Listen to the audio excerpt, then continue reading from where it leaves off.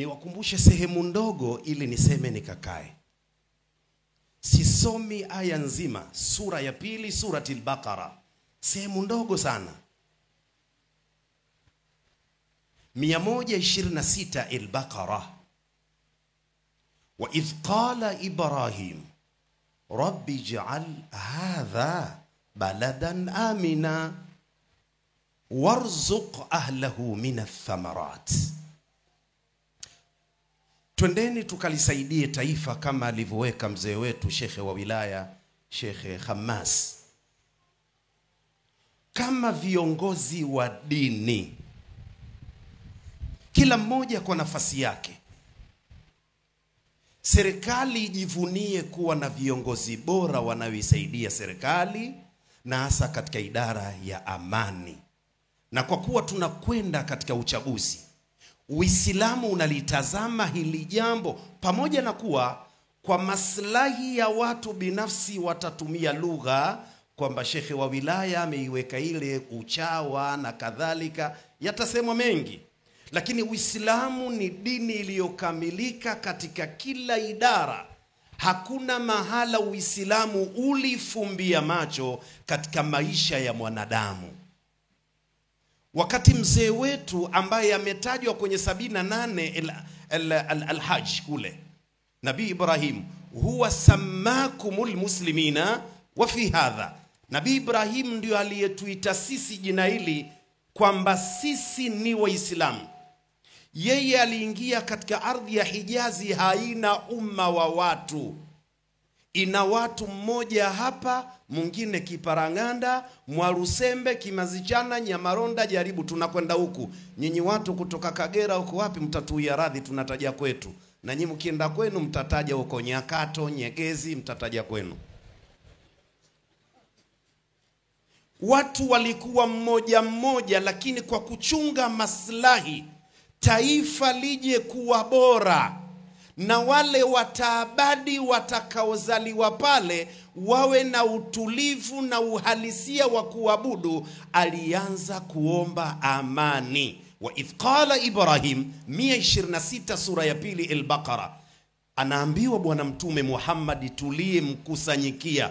Aya hii maana yake ni maulidi, kwa sababu huu ni ujumbe Allah anampa Mtume Muhammad sallallahu alayhi wasallam, awakumbushe watu wake namna gani Nabii Ibrahim alitilia umuhimu mambo mawili muhimu mno: kuiombea taifa lile amani na kuliombea ukunjufu wa maisha kwa maana ya riziki. Hakugusa, ukitazama kwa haraka haraka, hakugusa elimu, kwa sababu amani inapokuwepo ni rahisi kutoa elimu.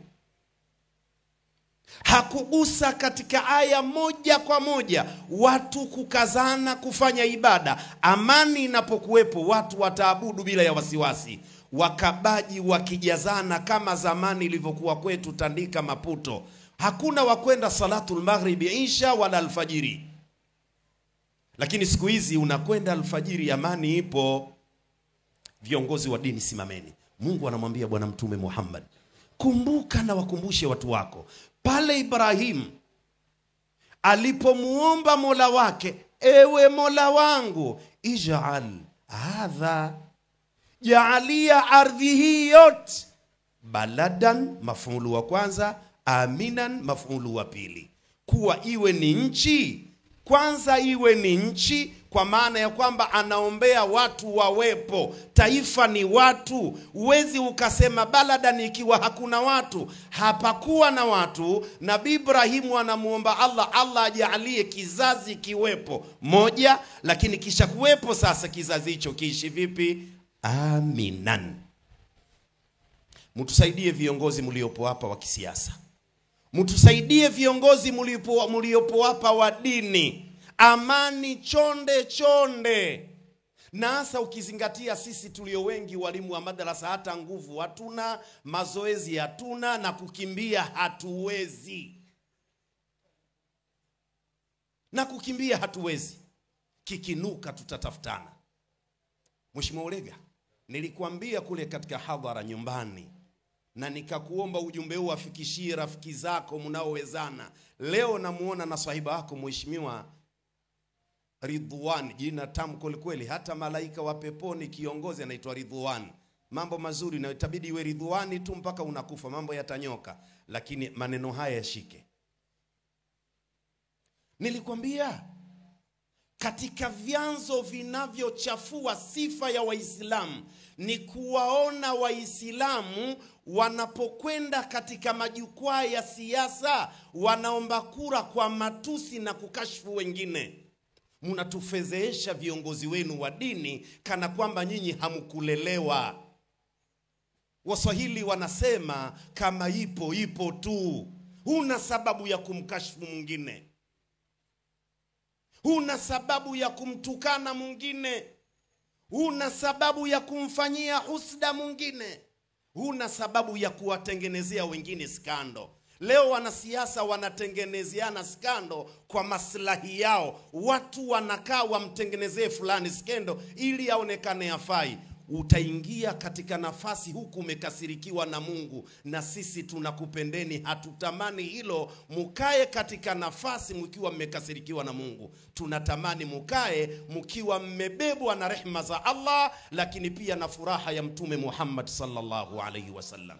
Nendeni mukahutubie mkiwa ni watu wenye malezi bora. Lakini kauli chafu zinachangia uchafuzi wa amani. Leo unasikia watu kambi hawajavunja. Sababu yake nini? Hamkusimama katika misingi ya siasa ya Bwana Mtume Muhammad. Ndio maana watu hawavunji kambi. Visasi vinaendelea. Na visasi vikiendelea katika jimbo, tunaumia ni sisi raia. Maendeleo hayaji. Huyu anapanga mikakati iende hivi katika jimbo, kuna mwingine anaharibu. Barabara utapeleka huku, mwingine anahamisha zinakwenda kwingine. Haya tunayajua yanatokea, na viongozi wa dini tuwasaidie hawa watu, ndio wawakilishi wetu, na nafasi alizowapa kawapa Allah. Tusipowaambia, tukawa na mfumo mbaya, kila wanachofanya tunawasifia, tunawaharibu, na wakikosea tuwaambie. Sio tunasifia tu kwa sababu tunapewa 10. Sio ungwana. Wa idh qala Ibrahim rabbi ja'al hadha baladan amina. Tunahitaji amani katika taifa letu. Maimamu, walimu wa madrasa, naona hapa kwa dakika 10 zimesalia 3. Maimamu, walimu wa madrasa, tuwasaidie waumini wetu. Amani haiwezi ikapatikana kama sisi viongozi wa dini hatukusimama sawa sawa kuwakumbusha. Na wengi sisi ni vijana, na wanasiasa ni vijana. Sehemu moja nilipata kusema, Al-Imamu Junaid aliwahi kueleza ujana ni nini. Innahum fitiyatun amanu bi rabbihim wazidnahum huda. Kijana sasa, ili aonekane kijana, sio kijana wa umri, sio kijana wa suti, sio kijana wa kuchomekea. Kijana, ujana ni sifa. Mheshimiwa mkuu wa mkoa akasema, Al-Imamu Junaid, ujana wa kweli badhlun nada. Uwe ni mtu ambaye unajitolea mazuri kwa wenzio. Jamii inafaidika nini kupitia wewe? Ndio ujana. Kijana ni yule ambaye maisha yake jamii wananufaika nayo. Badhlun nada.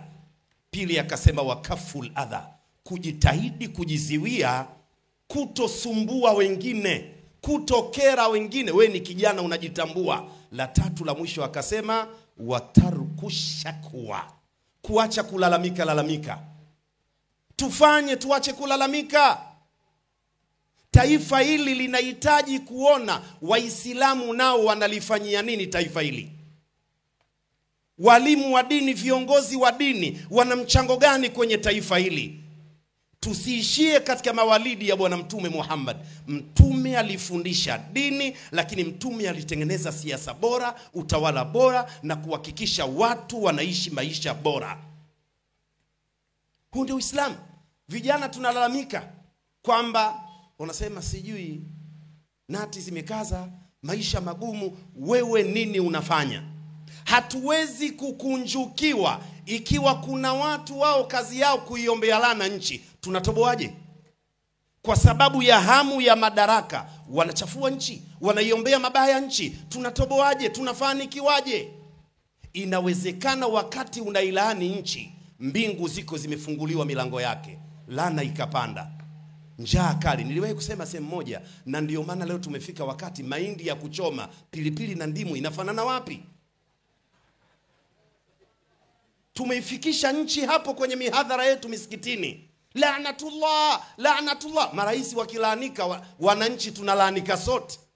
Lakini zile zilikuwa ni njaa zetu na hamu zetu.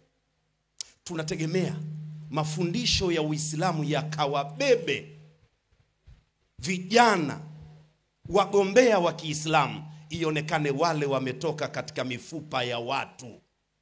Nikakai chini, nasema neno inawezekana msilipende, na ninasema taratibu, walio mbali na uwanja wasisikie, na kuombeni kama mwalimu, sio shekhe, mashekhe wapo, kama mwalimu, punguzeni viongozi wa Islamu kuchukiana na kutosaidiana. Viongozi wengi hampendani Waislamu, na sijui wazee mnasahau wapi kuwaita hawa, hawapendani, hawasaidiani. Tunatoboaje? Ifike wakati watu wanakutaja mpaka unakuwa zaidi ya mzee Mtulia. Yule kasaidia nchi, unasaidia wengine, unawaelekeza wengine. Nadhani huu ndio Uislamu. Nikakae chini, Bwana Mtume katika Hijjatul Wadaa aliwaambia maswahaba, la tahasadu, la tahasadu, musiwekeane choyo, wala tanajashu, na wala musiharibiane katika manunuzi. Labda mnada mukapandishiana bei ili mradi yule kumuharibia, au anayetaka kununua asipate, na hayo yanafanyika mpaka kwenye uchaguzi. Siendi huko. Wala tadabaru, musidharauliane, wala tabaghadhu, musibughudhiane. Huu ndio Uislamu aliyotuachia Bwana Mtume Muhammad sallallahu alayhi wasallam. Twendeni katika jamii, sura zenu nzuri, mavazi yenu mnapendeza, lakini pia tukapendeze katika jamii, tukasaidiane kwa maslahi ya taifa letu. Badala ya kutazama maslahi yako binafsi, angalia maslahi ya taifa. Wanasheria wana maneno yao, wanasema innal maslahata al-amma tuqaddamu ala al-maslahati al-khassa. Maslahi ya jamii yapewe kipaumbele kuliko ni maslahi binafsi.